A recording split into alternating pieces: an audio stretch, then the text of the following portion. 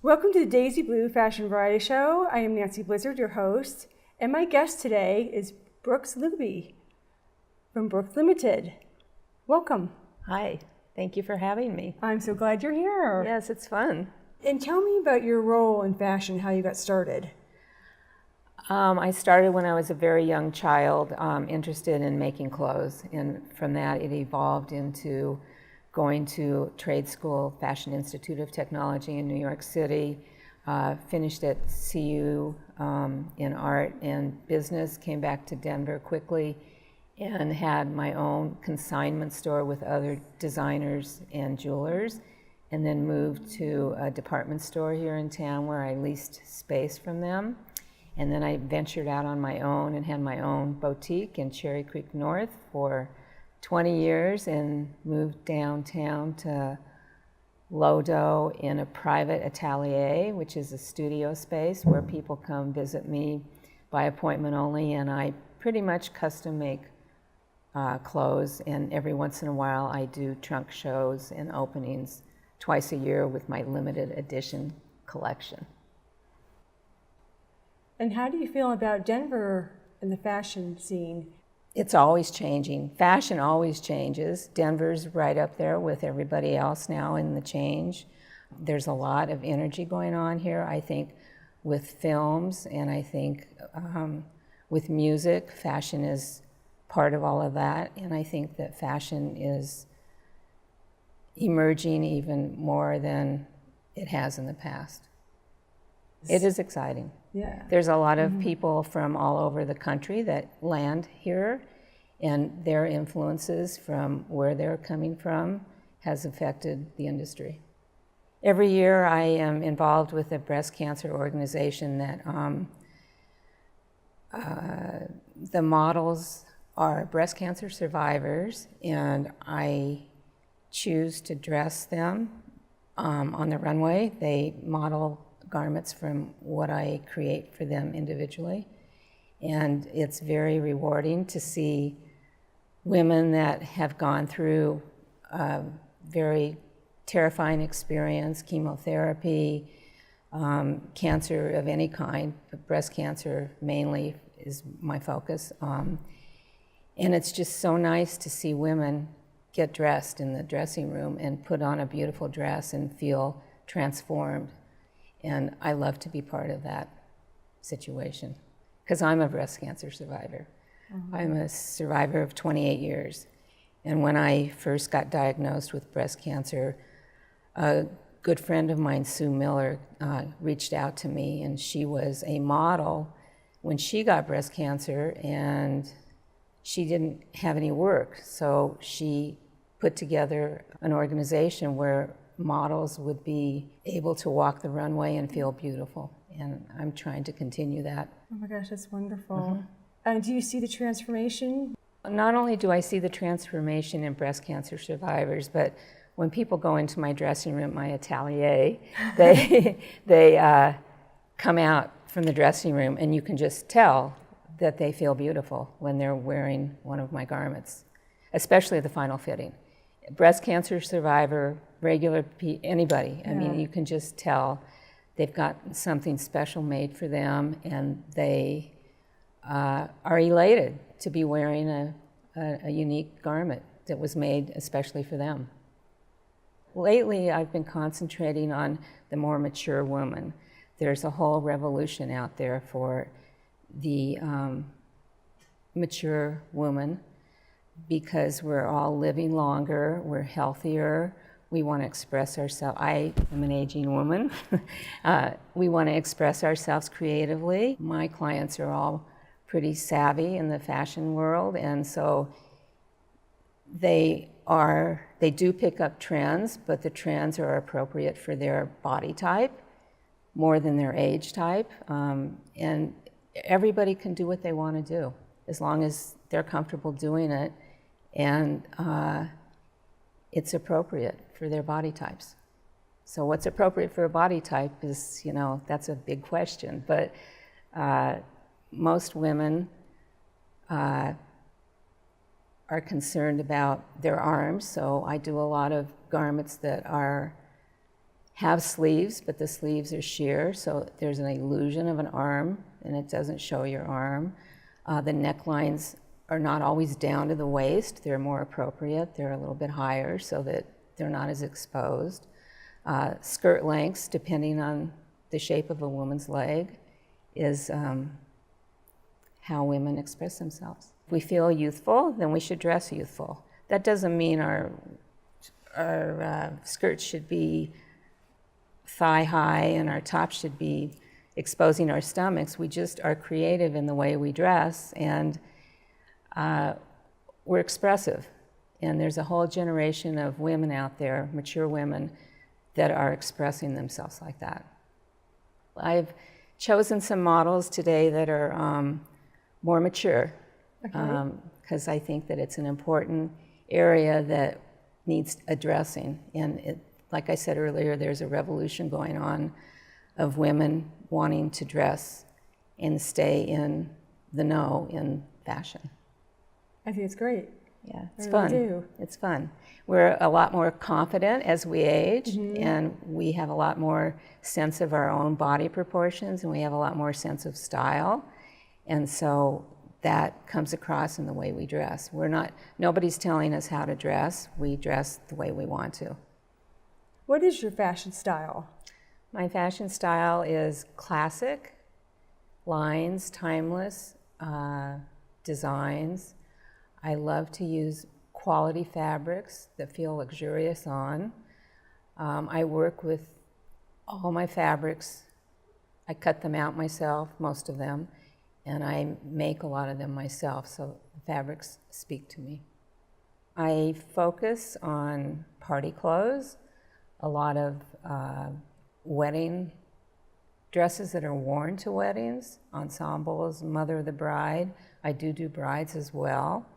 And gala gowns. So one of a kind and very specialized. Oh my gosh. And what are your favorite materials? Well, I like natural fibers. I do best with silks. I like to work with laces because the lace has a motif on it. So depending on what the motif is, I have to cut it out accordingly to making sure the motif fits into the armhole or whatever. So it's a very specific, time-consuming, but very rewarding experience to work with lace. I go to fabric shows in New York City where they have Premier Vision, which is a international collection of vendors that come from all over the world. And at the same time, there's also a domestic show. And I'm always shopping for fabric. I went to San Francisco a few weeks ago, and I had to go fabric shopping, and I bought fabric. So wherever I go, I buy fabric. It's my passion. Fabric makes the garment. If a fabric is soft and flowing, then the garment has to be cut accordingly. If the fabric is more tailored, then it has to fit better. Wonderful. And how is your process? Do you drape or sketch, or how do you get to the final product? All products are different. Sometimes one product is draped and then it's transferred onto paper and it's made into a pattern. And then I recut it and re-sew it, and sometimes have to tweak that particular design because draping doesn't always turn out the way a flat pattern does. So it depends on if the garment is very tailored, then a flat pattern works better. If it's a soft flowing evening gown, sometimes I drape it, sew it, and I don't have a pattern for it. Brooks, tell me about the process when a client comes to your RT Atelier. It depends on what the garment is for. A client comes to me with a vision of what she thinks that she wants. I suggest that she brings a favorite dress in her wardrobe that she might like. It doesn't have to be, it can be just the way it fits or the way she feels in it. Or she can bring me photographs, and I take those photographs and I sit and I chat and have a consultation with her about where she's going to wear the dress, what it's for, and what parts of her body does she like, what parts of her body does she want to camouflage, what colors does she like, and I can suggest what I think is appropriate for her coloring and her hair. Then I do sketches based on our conversation, and she comes back. I search fabric sources of what she thinks that she wants or what we talk about, and I show swatches.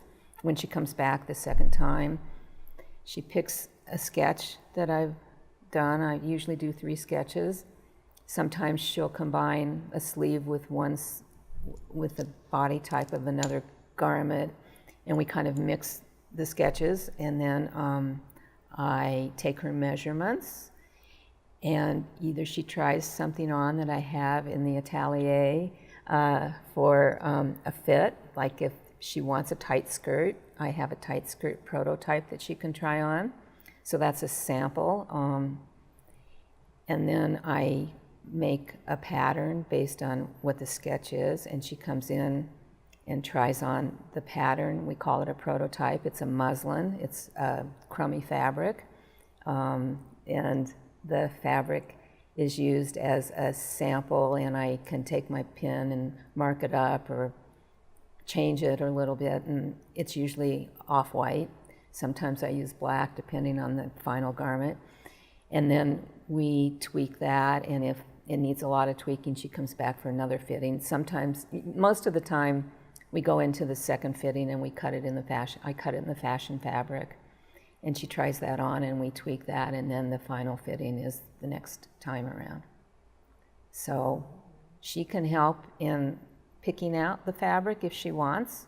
Some people come in and have a vision of what they think they want, but based on their body types and the fabrics that they think they want, I direct them into what would look best on their body type and with the fabric that they think they want, or the color that they choose, or whatever. Mm-hmm. So it's not as easy as this is what I want and I make it for them. It doesn't work like that.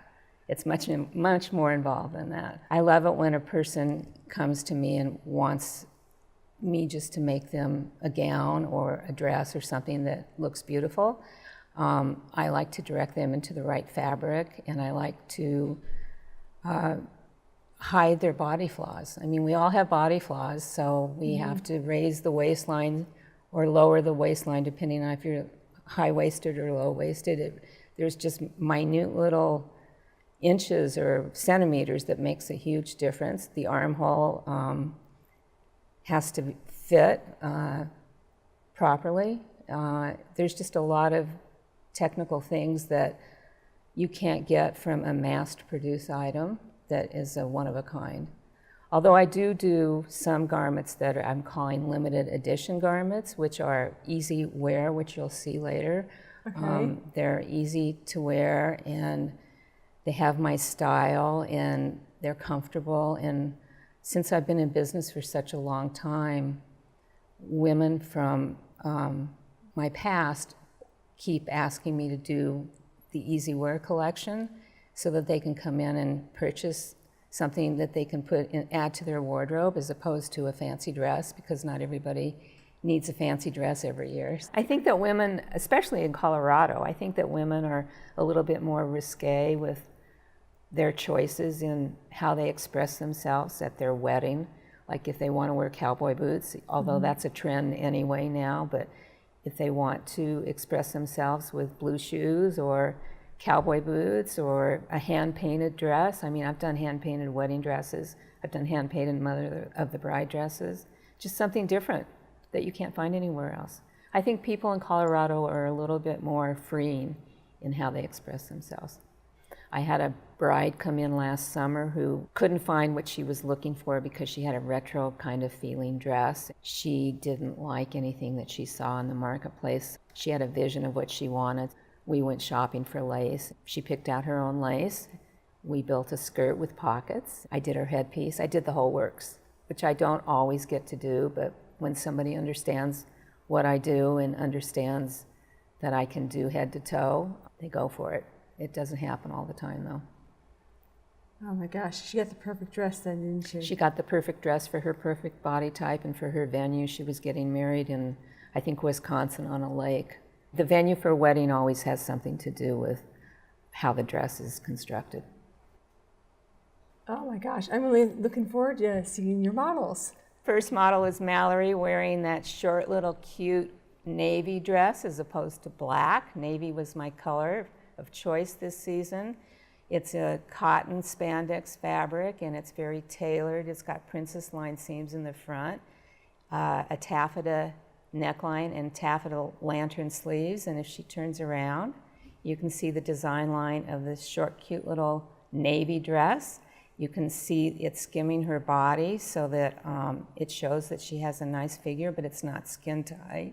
And then if she turns around, you can see that the hem is comes up in the front and dips down in the back.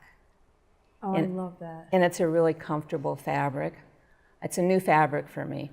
It's like a cotton knit, but it's wearable as opposed to silk. Well, silk is wearable too, but this is much more comfortable. And you can pack, you can throw it in the washing machine, and you can pack it and travel with it. And this dress also looks fabulous with leggings. I do a lace legging in navy blue, and with boots in the fall and winter, and it becomes a whole different ensemble. It's my basic dress. I really like that. Thank you. That is nice. Thank you. So now Judith here has a two-piece ensemble. It's the same fabric. It's the Ponte spandex and cotton. I was in a mood for this one. As you see, there's a little graffiti on her right. Yes, it says truth. I felt like I was doing my truth and my joy on her collar because truth and joy were making me happy by doing this town and country collection. And it zips up the front and it's got a little peplum at the waistline, and then if she turns, Judith, turn around, you can see that there is a little fashion on the back. So it's kind of a fun piece. You can tell that this is not mass produced. And my truth is in my joy and in my fashion. And if you notice, the sleeve also has this nice little detail for the wrist and also down at the hemline. So it's just those subtle details in my clothes that set my clothes apart from other designers. And it's classic. I mean, she could take the jacket off and wear the skirt with a white shirt. And she can go out on the town or wear it to work. And she can wear the jacket with leggings. And now here's Mary Lou. She's wearing a kimono jacket in the same fabric. And if you notice, the detail on her wrist is small little darts that keep the wrist tight. And it's a detail that the sleeve actually was too big, so that's how I made it narrower at the wrist. And then the jacket just kind of flows, and it's an easy wear jacket. These are my easy wear pieces. You could wear this with jeans, or you could wear it in the evening with a more revealing top. And the top is a newspaper print, which is from my limited edition collection. These are easy wear. They fold up almost into nothing. One size fits most, and it's very easy to wear, easy breezy. And a lot of people love this look. And then the pants are my tuxedo pant. So it's the same fabric as the jacket, but there's a little detail down the side seam, and it gives it a flair of a tuxedo. So they can be dressy, or you can wear them with sneakers. Do you have different changes in your line? My line evolves. It starts... That's a better way, thank you. Yeah, it evolves. I start with an idea or a collection or a fabric, and I make the collection, and then when I'm done with the collection or the group of clothes or the limited edition, the last piece usually starts me for the next collection. So it's just a continuation as opposed to stop and start. I have people coming in all the time, so that even though the seasons change, my garments change. They just change subtly. A lot of things are still in the line, if you will, from a long time ago, because it's a good shape and people like it and they want to wear it. The newspaper print top is a style that I've been doing a very long time because it's classic. And my clothes are classic and timeless. And, you know, sometimes you can put them in your closet, you get sick of wearing them, and if you put them in your closet, put them to the back of your closet, and then, you know, a year or two later, you find it in your closet and you pull it out and it still works. Not all the time, but if you hold on to things long enough, they still work. Here's Mallory in a tulle dress for evening, where I've cut apart lace and appliqued it to the waistline, trimmed it with ribbon, and also around the neck it's trimmed with ribbon, and the lining is silk taffeta, and the tulle overlay is soft and gathered. So this is a dichotomy. It's tight on the inside, but soft and flowing on the outside. And the back has a nice detail as well. And I like ribbons hanging, as you can see. And I like the shoulder detail as well. Here's Judith in a more tailored ensemble, still a soft knit with a fitted sheath underneath, and the bow. I'm kind of into bows, as you saw with Mallory and her ribbon, and then Judith with her bow. I think this is kind of like an Audrey Hepburn-inspired dress. And then if you see the back, it's also nicely detailed. And this is a nice dinner dress or a gala gown, depending on the event. And the fabric is a stretch knit. The outer fabric is a stretch knit. And I love the combination of the colors. It's navy blue. It's still from the Town and Country collection. This is something that I envision a woman, if she lives in the country and has a Christmas party or something like that, she could wear it for that. So here is my ball gown skirt. It's a wraparound skirt with a bow. So there's a little theme going on here with bows. I'm attracted to bows right now. And this is a taffeta skirt, and the bodice of the top is just a V-neck bodice, but if you look very closely, you can zero in on the appliques that are hand cut out and hand stitched so that it's three-dimensional. I've taken the lace from the garment along with the taffeta from the navy blue taffeta, and I've just applied it creatively to the neckline. Oh, that is just and then if you can find the pocket in the side seam, it's there somewhere. I forgot to tell you. There you go. Pockets are important, especially in evening wear. I think that women, I do wedding dresses with pockets.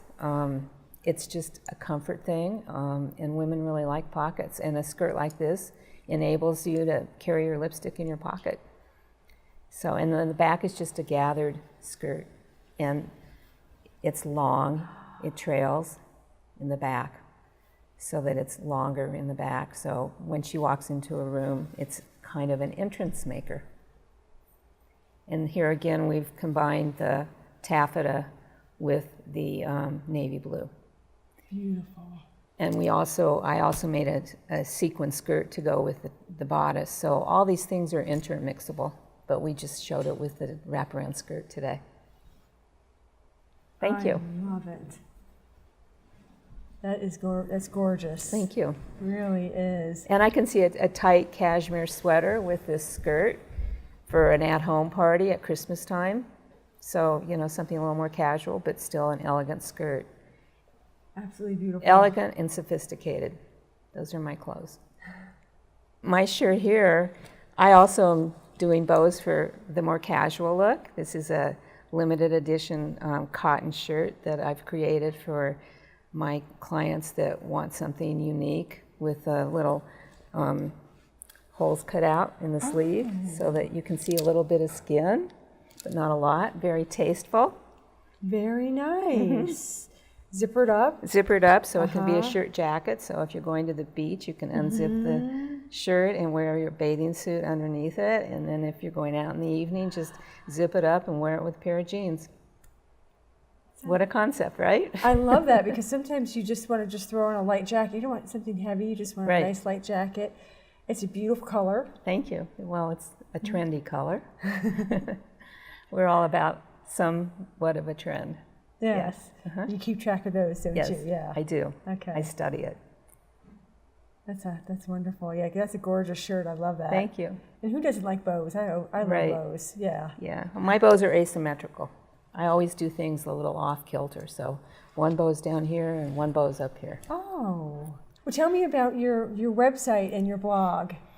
Well, so I have a website that I try to show people the range of clothing that I do in the custom area, things that I've made in the past. Not necessarily will I make them again, but it shows the quality and the kind of thing that I do. I'm very active in Instagram, and I'm also active on Facebook.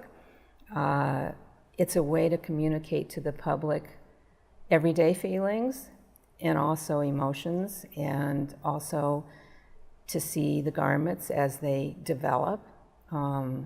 Sometimes I show how the process is done. Sometimes I show the finished process. We also, when we do fashion shows, we have photos from the fashion shows. It's just a nice way to communicate. And keeping the website up is a difficult job, but it's really important in this industry. And I like to follow trends because I like to be on the cutting edge of the newest thing and develop it my own way. So you do see it on the internet. How do you think fashion has been impacted with the royal wedding? I think that everything about the royal wedding is setting a precedent for everything in fashion. I loved the way all the guests were dressed at the event. They were all tasteful, demure, and sophisticated. I thought that Meghan's dress was understated and elegant. I don't think anybody realizes what the inside of that dress looked like, the construction that went on. Everybody thought it was so simple, but I know that the inside of it had to be a masterpiece of couture work. I think that all of her bouquet, her veil, everything that she did was meaningful. I think that the British Empire has come alive because of this royal wedding. I thought that it was fabulous. I loved how tasteful the hats were, the clothes, everything about it.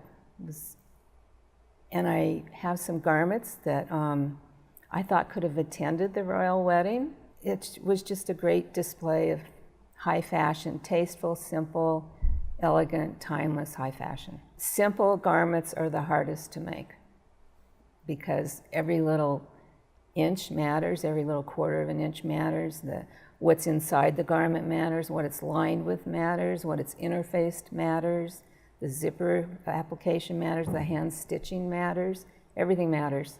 Simplicity is not easy to execute. Thank you for watching the Daisy Blue Fashion Variety Show here at Denver Opie Media with my guest, Brooks Luby from Brooks Limited. Thank you for being on my show. Thank you. Have a wonderful day.